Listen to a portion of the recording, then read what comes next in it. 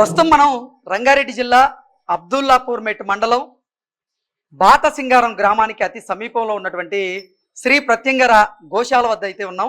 ఈ గోశాలలో మొత్తంగా 200కు పైగా ఆవులు నందులు అయితే ఉన్నాయి.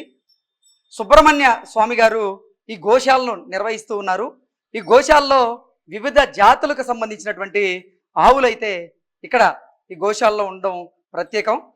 మనం చూసుకున్నట్లయితే కపిల ఆవులు ఉన్నాయి, వాటితో పాటుగా పొంగనూరు జాతికి చెందినటువంటి ఆవులు ఉన్నాయి, కొన్ని ఎద్దులు ఉన్నాయి, అలాగే గిరిజాతికి సంబంధించినటువంటి ఆవులు ఉన్నాయి. ఇలా రకరకాల జాతులకు సంబంధించినటువంటి ఆవులు ఇక్కడ ఉన్నాయి. ఇక్కడ డైరీ ఫామ్ని కూడా వారు నిర్వహిస్తూ ఉన్నారు. ఈ డైరీ ఫామ్లో అసలు పాల ఉత్పత్తి ఎలా ఉంది, ఒక్కొక్క జాతికి చెందినటువంటి ఆవు యొక్క ప్రత్యేకత ఏంటి అనేది మనం పూర్తిగా తెలుసుకునేటువంటి ప్రయత్నం అయితే చేద్దాం. ప్రస్తుతం ఈ గోశాలను నిర్వహిస్తున్నటువంటి సుబ్రహ్మణ్య స్వామి గారు మనతో ఉన్నారు. వారితో మాట్లాడి ఎన్ని జాతులు ఇక్కడ ఉన్నాయి అనేది తెలుసుకుందాం. గురుగారు నమస్తే అండి. అయ్యా నమస్కారం. ఎన్ని జాతులకు సంబంధించినటువంటి ఆవులు ఈ గోశాలలో ఉన్నాయి గురుగారు? ఇక్కడ ఒక 8 రకాల జాతులు ఉన్నాయండి. ఈ జాతులు మీకు ఒక్కొక్కటి నేను పరిచయం చేస్తాను. ఓకే. ఇది వచ్చేసి కపిల్లో ఒంగోలే గాని కపిల. ఓకే, ఇది కపిల ఆవు.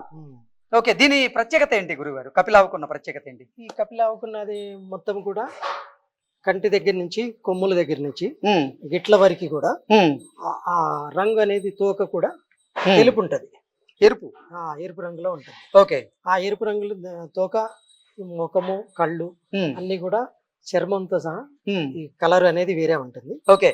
సో కపిలావుకు ఉన్నటువంటి ప్రత్యేకత ఏంటంటే నిజంగా చెవుల దగ్గర నుంచి, ఈ ఆవు కొమ్ముల దగ్గర నుంచి, దాని మొహం దగ్గర నుంచి, కింద గిట్టల దగ్గర నుంచి, కాళ్ళ దగ్గర నుంచి వెనక భాగం వరకు, అలాగే తోక భాగం వరకు కూడా మొత్తం ఎరుపుగా ఈ కపిలావు ఉంటుంది అని ఈ కపిలావు అదే కపిలావు ప్రత్యేకత అని చెప్తూ ఉన్నారు.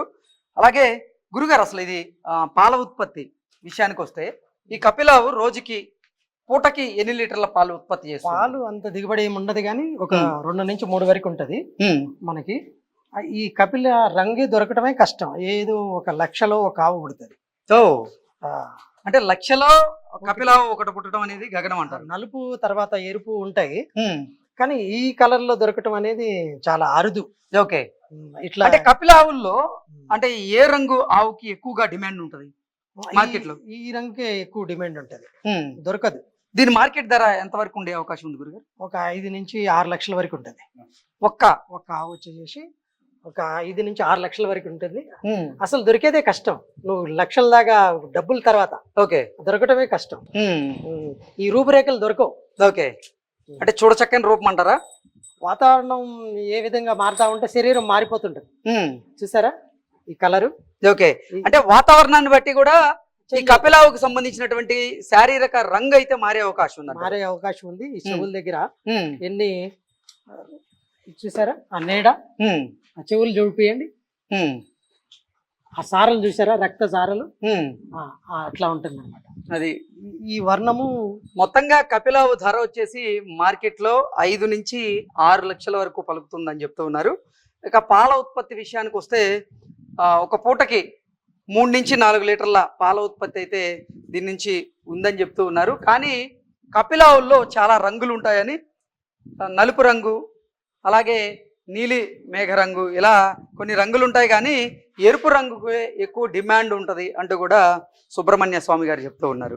గురుగారు ఇంకా దీనికి ప్రత్యేకత ఏంటి? ఈ ప్రత్యేకత మనం ఈ ఆవు దగ్గర పూజ చేసిన మనం అనుకున్న కోరికలు తోక పట్టుకొని మనం అనుకున్న కోరికలు అన్నా కానీ ఇట్లా తోకని మన పెద్దవాళ్ళు చనిపోయే వాళ్ళ పేరు చెప్పుకొని కళ్ళకద్దుకొని మనం ఏదైనా కోరిక కోరితే ఆ కోరిక తప్పకుండా 3 నెలల్లో తీర్చుద్ది. ఓకే. అలాంటి శ్రేష్టమైన ఆవు. ఓకే. ఆ ఇంటిలో కానీ లేదు మనం వచ్చేసి ఇక్కడ ఈ ప్రశాంతత దొరుకుతుంది అని అంటే ఇలాంటి ఆవు ఉంటానే ఇన్ని ఆవులు బతుకుతున్నాయి అని మా నమ్మకం. ఓకే. మా విశ్వాసం. మెయిన్ ఇదే ప్రధాన. అంటే మీ గోశాలలో ఉన్నటువంటి ఆవుల్లో దీనికి ఒక విశిష్టత అయితే ఉందంట. ఫస్ట్ వీళ్ళ అమ్మాయి గోశాల నిర్వహణ చేసిందే ఫస్ట్ వీళ్ళ అమ్మతోనే స్టార్ట్ చేసాం. అందుకని ఇంత పెద్ద గోశాల అయ్యిందని మాకు ఒక మంచి నమ్మకం. ఓకే. ఓకే గురుగారు, ధన్యవాదాలు. ఓకే.